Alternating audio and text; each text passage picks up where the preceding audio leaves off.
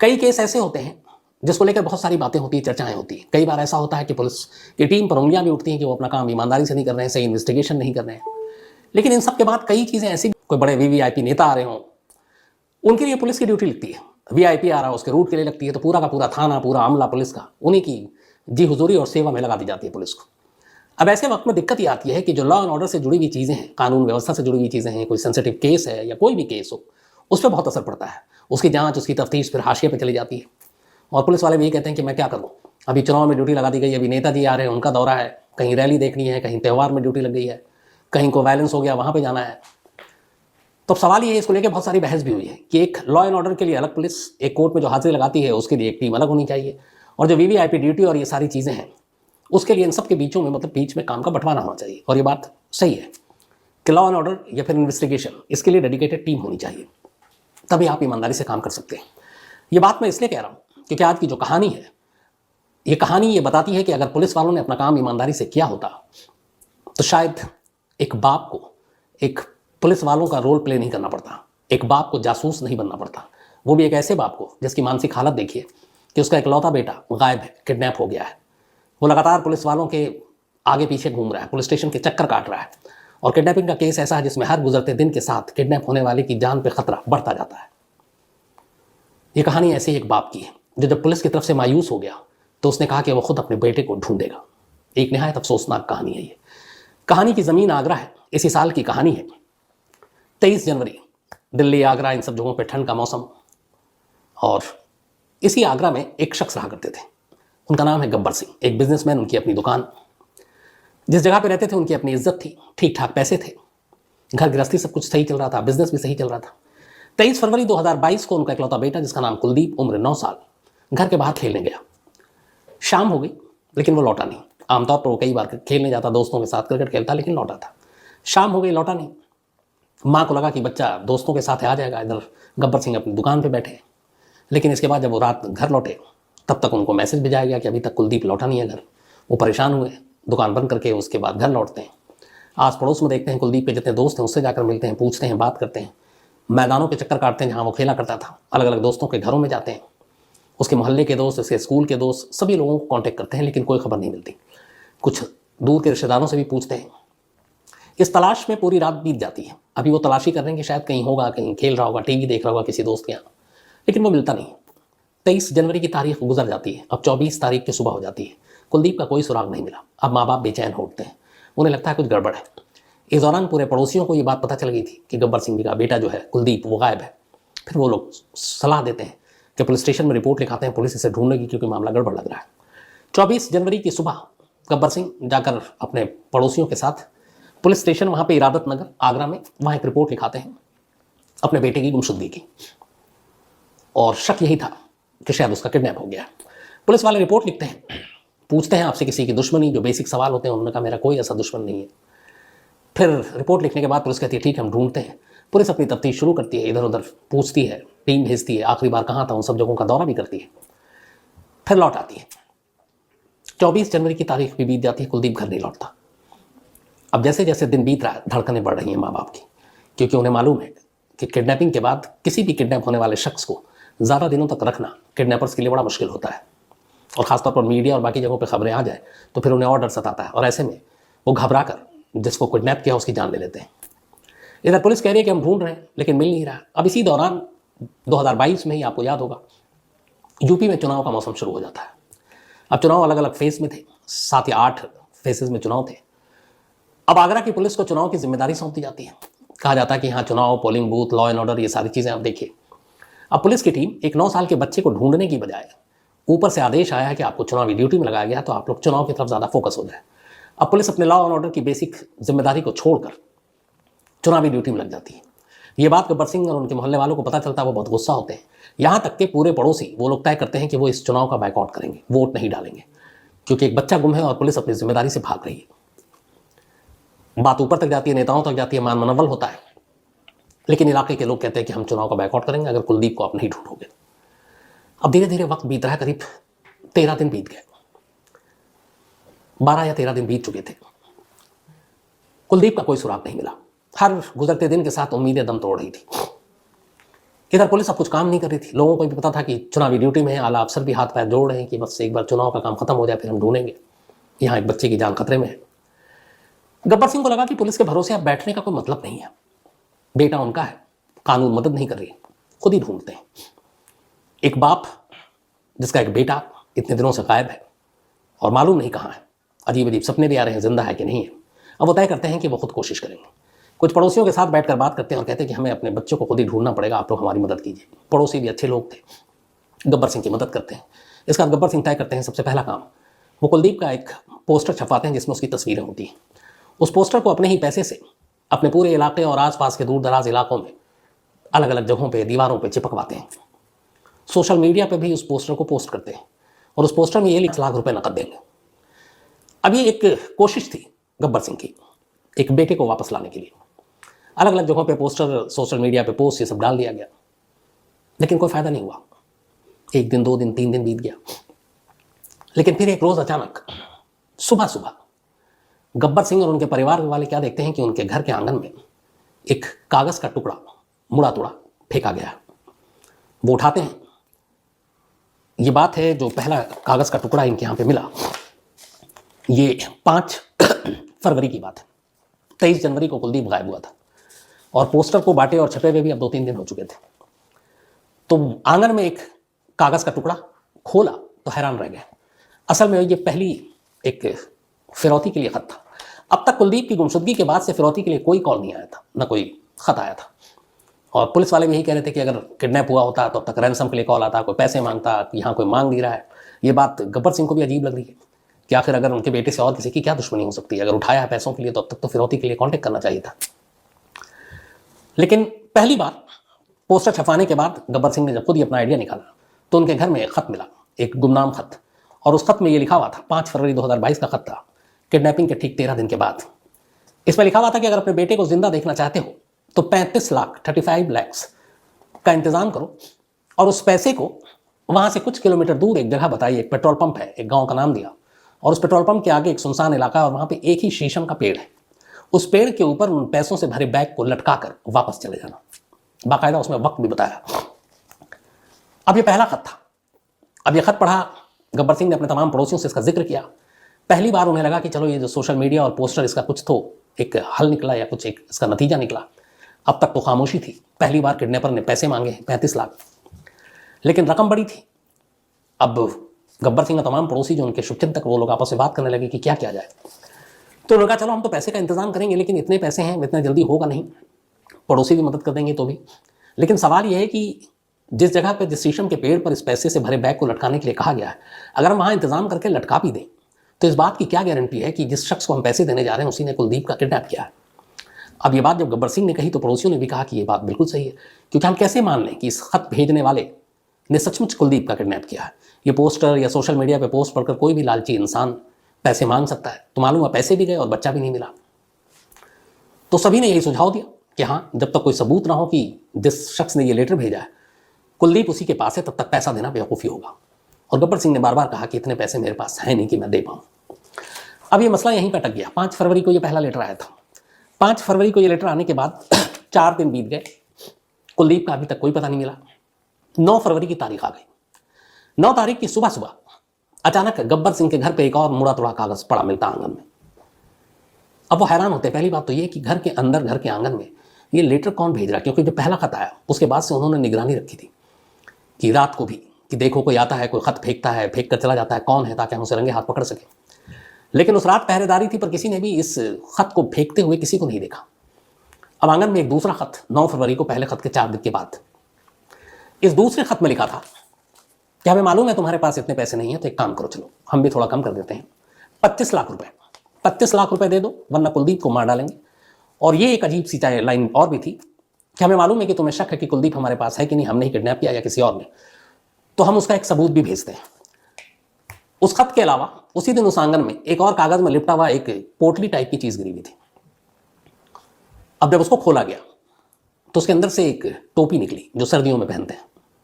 वो टोपी कुलदीप की थी और 23 जनवरी को जब वो गायब हुआ था तब वो घर से उस टोपी को पहनकर निकला था क्योंकि ठंड थी। अब दूसरे खत में रैंसम या जो फिरौती की रकम है वो 35 से घटकर 10 लाख रुपए उन्होंने डिस्काउंट कर दिया और सबूत के तौर पर कुलदीप की एक टोपी भेजी। अब जब ये टोपी मिली और ये खत मिला तो बैठकर अब गब्बर सिंह ने अपने पड़ोसियों से फिर बातचीत की। उन्होंने कहा कि हाँ, ये टोपी तो कुलदीप की है, रकम भी 25 लाख कम हो गए। लेकिन एक सवाल गब्बर सिंह के जहन में कौंध रहा था, वो ये कि पहला जो खत आया, उसके बाद दूसरा खत आया, और इन पहले दोनों खत के बीच में इन्होंने फिर अपनी तरफ से कोई मैसेज नहीं दिया, क्योंकि देते भी कैसे, गुमनाम खत था, ना कोई पता ना कोई कॉन्टैक्ट नंबर। लेकिन दूसरे खत से ये पता चला कि जो खत भेज रहा है उसे मालूम है कि मेरे पास पैसे नहीं है, उसे ये भी मालूम है कि हम इतने पैसे नहीं दे सकते, उसे ये भी मालूम है कि हम आपस में ये बात कर रहे हैं कि ये जो खत भेज रहा है ये वाकई जेन्युइन है, जिसने किडनैप किया है, या कोई और है जो हमें बेवकूफ़ बना रहे हैं। पर को कैसे पता कि हम उसके ऊपर शक कर रहे हैं, हम सबूत मांग रहे हैं, हम पैसे की बात कर रहे हैं कि कम है, और उसी के बाद चौथे दिन दूसरा खत आ जाता है। तो इसका मतलब है कि कोई तो है जो हमारे इर्द गिर्द है, हम पे नजरें रख रहा है या हमसे बातें करता है, या हो सकता है हम जब कुलदीप को सब मिलकर ढूंढ रहे हैं तो उसी हमारी सारे लोगों की भीड़ में भी वो शामिल है, कोई पड़ोसी है जो लगातार हमारे साथ है, हमारा हमदर्द बनकर हमारे इर्द गिर्द रहता है, कुलदीप को ढूंढने में हमारी मदद कर रहा है, लेकिन वही खत भेज रहा हो। शक होना लाजमी है, क्योंकि इधर से गब्बर सिंह नहीं, कोई कम्युनिकेटर में होता है। तब उनके जहन में ये था, उन्होंने कहा कि चलो नजरें रखते हैं आस पड़ोस के लोगों पर, कौन कौन है वो सारे अपने सारे पड़ोसी, किस पे शक करें, किसी के हाव भाव में भी कोई बदलाव नहीं। तो बड़ा मुश्किल था कि इनमें से ढूंढे कि कौन है वो जो हमारे ऊपर नजर रख रहा है और सारी बातें जो जानता है। अब 11 फरवरी की तारीख आ जाती है।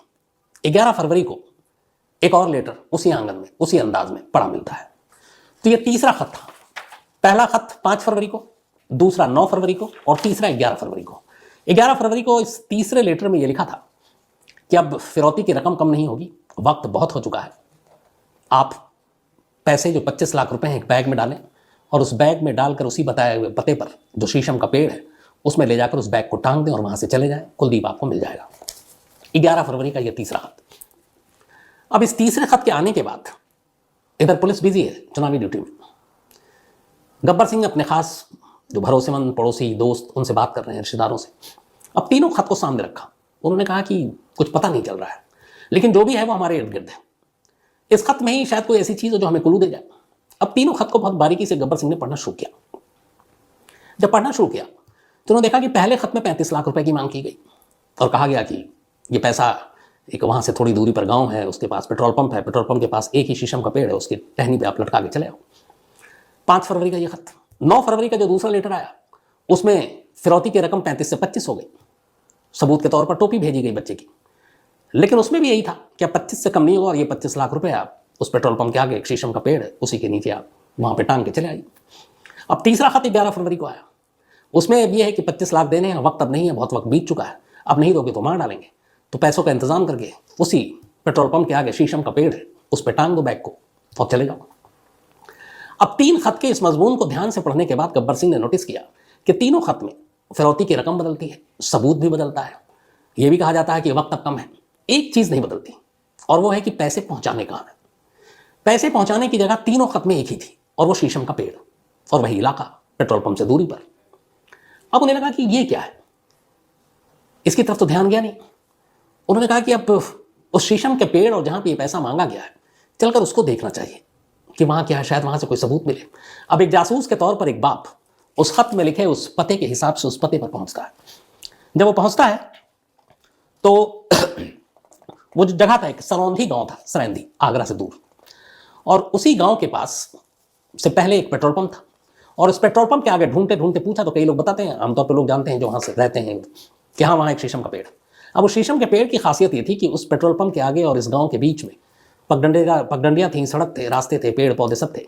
शीशम का पेड़ बिल्कुल अलग से था और ऐसी जगह था जहां सुनसान और आसपास में थोड़े घना वो, तो वहां पे शायद कोई किसी की नजर भी ना पड़े, तो शायद इसीलिए चुना गया था कि अगर कोई शख्स आता है और शीशम के पेड़ पर रख के जाता है तो उसके ऊपर नजर रखी जा सकती है कहीं छुप कर, और ये बिल्कुल अलग से भी है, पगडंडी या कच्चे रास्तों के बिल्कुल किनारे भी नहीं है।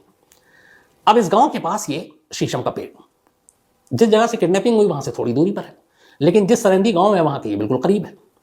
अब यहां पे गब्बर सिंह को यह ख्याल आया कि शीशम के पेड़ को ही क्यों चुना गया। फिर उन्होंने लगा, बहुत सारी उन्होंने ऐसी फिल्में देखी, सीरियल्स देखे, कि जो भी किडनैपर है वो इस इलाके से अच्छी तरह वाकिफ है, अनजान जगहों पर वो पैसे नहीं मंगाएगा। अब वो कौन हो सकता है? उन्होंने सोचा कि जो हमारा इलाका वहाँ से तो ये दूर है, तो अगर हमारे किसी पड़ोसी ने किडनैप किया हो तो वो इतनी दूर नहीं आएगा। तो पहला उनका शक यही था कि जो भी किडनैपर है उसका इस सरहदी गांव से कोई ना कोई रिश्ता या ताल्लुक होगा। अब इसके बाद वो उस गांव में जाते हैं। गांव में जाने के बाद लोगों से पूछताछ करते हैं। अब पूछताछ क्या करें, तो उन्होंने जो गांव में गए तो अपना इलाका जो था उनका इरादत नगर आगरा का, तो वहाँ जाकर वो लोगों से ऐसी इधर उधर की बात कर रहे हैं और अपनी आइडेंटिटी भी छुपाए हुए हैं कि चेहरा भी नहीं दिखा रहे हैं, और गाँव वालों से बात कर रहे हैं कि अच्छा इस गांव के लोग ज़्यादातर कहाँ हैं, इनके पुराने रिश्ते किन किन जगह से। फिर हर एक से एक सवाल ज़रूर करते कि अच्छा इस गांव का कोई ऐसा बंदा भी यहाँ पे रहता है जो पहले इरादत नगर आगरा में रहता हो। ये पूछताछ पूरे गांव से करते रहते हैं लगातार, अपनी पहचान असली छुपाकर। कोशिश कामयाबी में बदलती है। एक गांव वाला बताता है कि हाँ, यहाँ पे एक शख्स है जिसका नाम है आशू, और ये आशू जो है ये पहले वहीं इरादत नगर में रहा करता था और वो इसी गांव का है। अब जैसे ही आशू का नाम आया तो आशू के बारे में अब गब्बर सिंह ने तलाशना शुरू किया कि आशू कौन है, क्या है, और हमारे यहाँ कहाँ रहता था। तो पता चला कि आशू जो है गांव में ही रहता है, अभी भी यहीं है, और वो किराए पे अपनी गाड़ी देता है और टैक्सी के तौर पे चलाता है। तो इसके बाद अब आशू के बारे में पता चला इस गांव सरहंदी का ये था कि वो पहले वहाँ रहता था। उन्होंने कहा चलो आशू से थोड़ी शुरुआत करते हैं। अब इसके बाद तय वक्त पर एक मौका देखकर शाम के वक्त गब्बर सिंह अपने एक दो खास साथियों के साथ सरहंदी गांव में आशू के घर पहुंचते हैं और कहते हैं कि हमें एक गाड़ी चाहिए। चेहरा फिर छुपा हुआ है, मास्क भी बहुत काम आ रहा था, कोरोना का वक्त काल चल रहा था उस वक्त। तो वो गाड़ी देने से मना कर देता है। उन लोगों को देखता है और थोड़ा सा वो फिर घबराता भी है देखकर, तो कहता है कि यहाँ पे गाड़ी नहीं है, आप ऑटो स्टैंड पे जाइए, वहाँ दूसरी गाड़ी मिल जाएगी। लेकिन गब्बर सिंह को उसके हाव भाव से लगा कि वो थोड़ा घबरा रहा है। उसके बाद वो कहते हैं ठीक है, ऑटो स्टैंड का पता पूछते हैं और वहाँ से निकल लेते हैं। लेकिन जैसे उसकी नज़रों से ओझल होते हैं, वो वापस दूसरे रास्ते से छुपते छुपाते फिर से आशू के घर के पास पहुँच जाते हैं, और इस अंदाज में कि आशू उन्हें ना देख पाए, और वे एक झाड़ियों के ओट में अपने आप को छुपा लेते हैं। और आशू पे नज़र है। देखते हैं कि आशू ने अब मोबाइल पे लगातार किसी को कांटेक्ट करने की कोशिश कर रहा है, शायद बात नहीं हो रही है। फिर थोड़ी देर के बाद अचानक मोबाइल मिल जाता है और उनके कानों में आशू की आवाज़ सुनाई देती है। वो किसी से फ़ोन पर कह रहा है कि कुछ लोग यहाँ पर आए थे और अजीब से थे, लेकिन मैंने उनको कुछ बताया नहीं। वो कहीं गाड़ी वाड़ी बुक करना था उनको, तो मैंने लेकिन उनसे कोई बात नहीं की। अब ये बात सुनकर गब्बर सिंह को बड़ा अजीब लगा कि मैं गाड़ी मांगने के लिए आया था। ये कह सकता था कुछ लोग आए थे, मैंने गाड़ी नहीं दी, तो हो सकता है अपने मालिक या किसी और को बता रहा हो कि मैं नहीं जा सकता था इस वक्त। लेकिन ये कह रहा कि मैंने कुछ बताया नहीं। ये लाइन जो है उन्होंने पकड़ ली। अब समझ गए कि कहीं ना कहीं उनके बेटे के किडनैपिंग का तार इस आशू नाम के शख्स से जरूर जुड़ा है, और चूंकि उसका तार ऑलरेडी उनके घर के पास से गांव वालों ने बताया कि पहले कुछ वक्त वहां रहा था। अब लेकिन यहां से आगे उनके हाथ में कानून व्यवस्था, लॉ एंड ऑर्डर और सारी चीजें तो थी नहीं कि वो खुद जाएं, उसको पकड़ें और मारे पीटें। इसमें खुद का भी खतरा था। तो अब गब्बर सिंह सीधे उसी शाम रात को भागते भागते फिर पुलिस के पास जाते हैं और हाथ पैर जोड़ते हैं कि देखिए आप लोगों ने तो कुछ नहीं किया, मैंने बड़ी कोशिश करके एक शख्स है जिसे मुझ पर शक है मुझे उस पर कि कुलदीप के किडनैप में उसका हाथ है, आप एक बार उसको पूछताछ करेंगे तो उगल देगा।